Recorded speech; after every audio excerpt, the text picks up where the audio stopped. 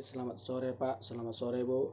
Nama saya Malvin Jaya Kristen Gule, NIM 10/2020-003. Ingin menjawab pertanyaan dari biologi. Soalnya menjelaskan sistem kerangka dan panca indera. Yang pertama, sistem kerangka. Sistem kerangka adalah rangkaian tulang dan sendi yang menjadi dasar bentuk tubuh manusia. Dengan adanya sistem ini, manusia dapat bergerak dan berbagai organ penting di dalam tubuh dan dapat terlindungi. Baik, kita di sini melihat gambar dari sistem kerangka. Sistem kerangka ini memiliki beberapa bagian tulang, yaitu tengkorak. Tengkorak adalah melindungi bagian terpenting dari seluruh otak. Yang kedua, tulang belakang bagian leher, yaitu tulang leher tidak hanya sekedar menjadi jalur tempat saraf dan pembuluh darah di leher, tetapi juga menjadi pelindung bagi saraf dan pembuluh darah di tulang belakang. Yang ketiga, tulang dada berfungsi sebagai tulang yang berukuran panjang dan rata yang melindungi otot, arteri, dan organ penting di dalam dada. Yang keempat, tulang rusuk berfungsi sebagai tulang panjang yang menengkung dan membentuk tulang rusuk dan juga melindungi dada, paru-paru, jantung, hati, dan organ dada lainnya. Kelima, tulang belakang. Tulang belakang ini berfungsi sebagai rangka aksial manusia, dikenal juga sebagai kolom vertebral atau rangka aksial manusia, sebagai penyangga utama tubuh sehingga manusia dapat berdiri tegak, membungkuk, dan menggeliat. Yang keenam, gelang panggul. Gelang panggul ini berfungsi sebagai gabungan 3 buah tulang yang bersatu yang meliputi tulang usus, tulang duduk, dan tulang kemaluan. Gelang panggul ini penyangga berat badan dan melindungi uterus dan kandung kemih. Yang ketujuh, tulang kelangkang. Tulang kelangkang ini berfungsi sebagai penanggung berat badan bagian atas ketika kita duduk atau berdiri. Yang ke-8, coccyx.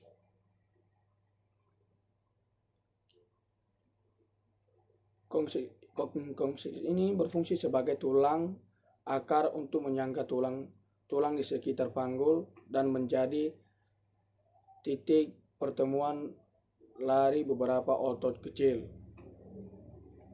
Yang ke-9, tulang pergelangan.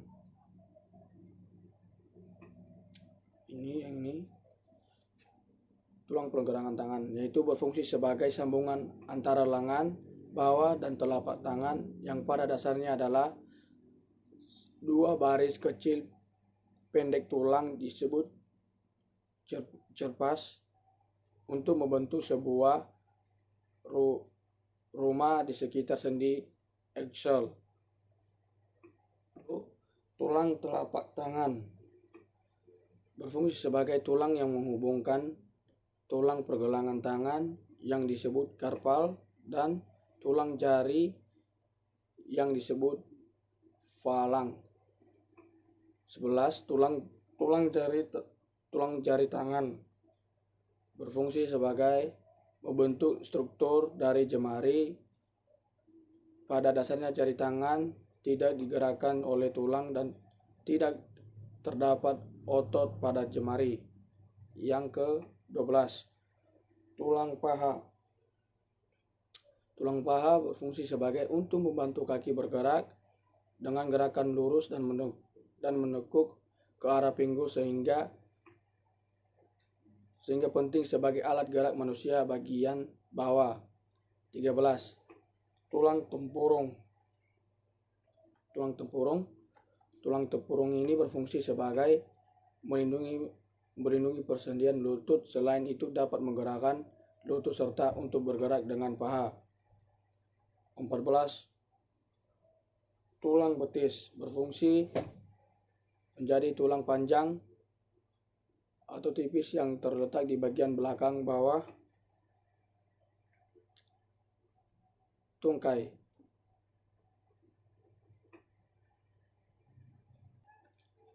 Yang ke-15, tulang kering. Fungsinya dari tulang kering ini adalah menopang dan menjaga postur tubuh. Yang ke-16, tulang selangka. Tulang selangka ini terletak di kanan dan kiri dada. Bagian atas tulang ini adalah memanjang dan posisinya melintang menghubungkan tulang dada dengan lengan. Yang ke-17, tulang belikat. Tulang belikat ini atau scapula adalah tulang berbentuk segitiga yang terletak di bagian belakang bahu atau punggung bagian otak.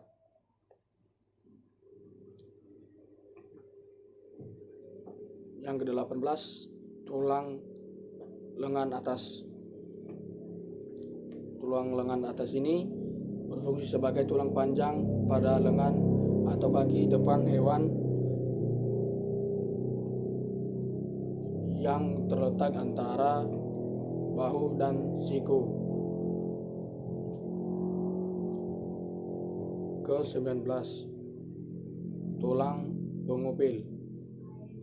Berfungsi menjadi menyusun kerangka lengan bawah sebagai dari kerangka alat gerak atas manusia atau ekstremitas atau manusia. Yang ke-20, tulang hasta.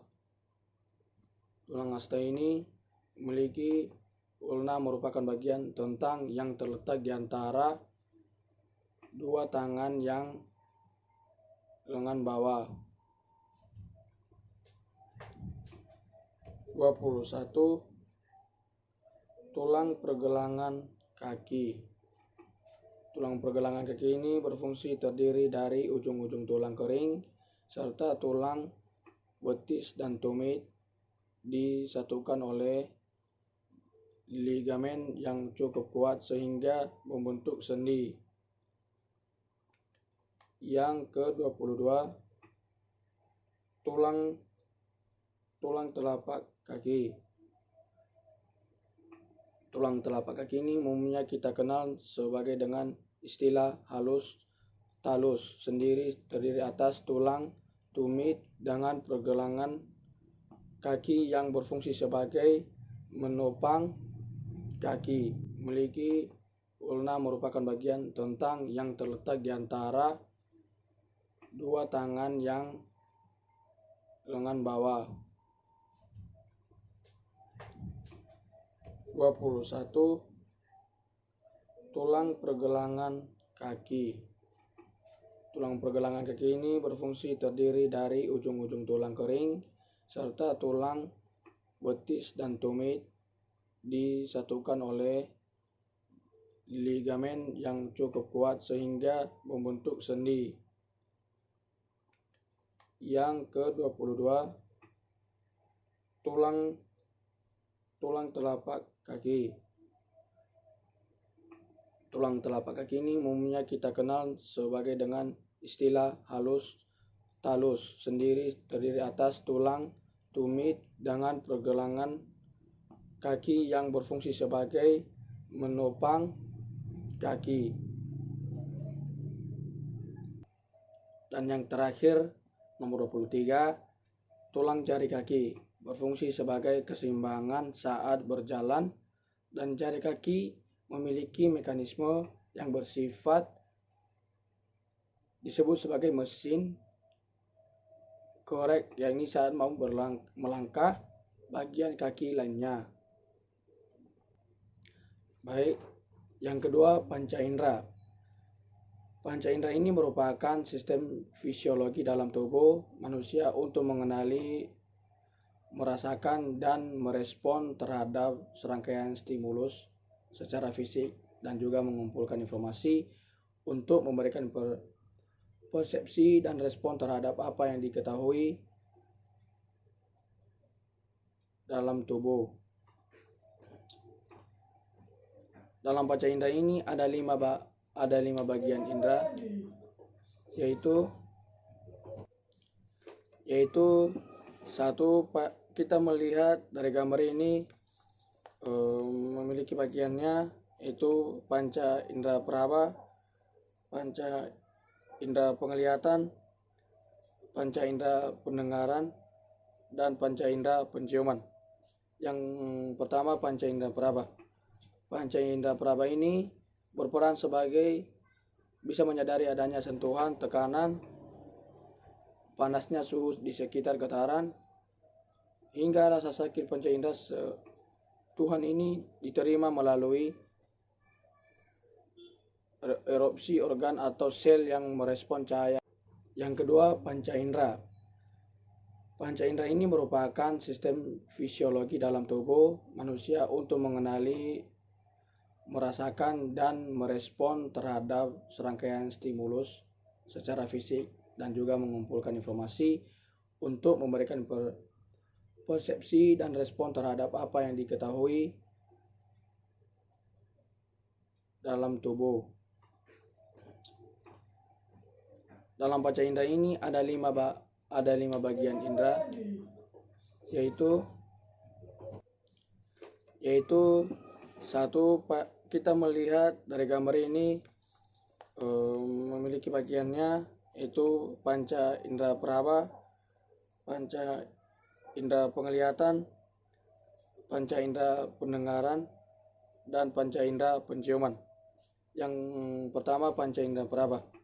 Panca indera peraba ini berperan sebagai bisa menyadari adanya sentuhan, tekanan, panasnya suhu di sekitar getaran, hingga rasa sakit. Panca indera sentuhan ini diterima melalui erupsi organ atau sel yang merespon cahaya panas atau rangsangan eksternal dan mengirimkan ke saraf sensorik. Fungsi terpenting dari panca indera sentuhan ini adalah untuk menyampaikan rasa belas kasih terhadap manusia lainnya. Yang kedua, panca indera penglihatan berfungsi sebagai saat cahaya diproses oleh mata dan difraksikan oleh otak. Cahaya melewati karena ini kemudian pupil akan membesar maupun mengecil. Untuk mengatur jumlah cahaya yang masuk ke mata, maka selanjutnya cahaya akan diterima oleh retina dan mengubahnya menjadi impuls saraf yang bisa dibaca oleh otak. Yang ketiga, panca indera pendengaran, yaitu telinga manusia adalah labirin yang rumit, sebab panca indera pendengaran ini harus bekerja keras agar suara bisa diterima oleh otak. Pertama-tama, suara masuk ke dalam telinga bagian luar dan diteruskan ke saluran pendengaran eksternal. Dan yang keempat, panca indera penciuman, yaitu panca indera penciuman ini dapat mengenali lebih dari 1 triliun aroma. Indera penciuman ini manusia akan bekerja dengan olfaktori dan yang ditemukan di rongga hidung pada sebelah bagian otak yang berfungsi sebagai pencium. Dan yang paling terakhir, panca indera pengecap lidah yang bisa merasakan asam, manis, asin, pahit, dan gurih.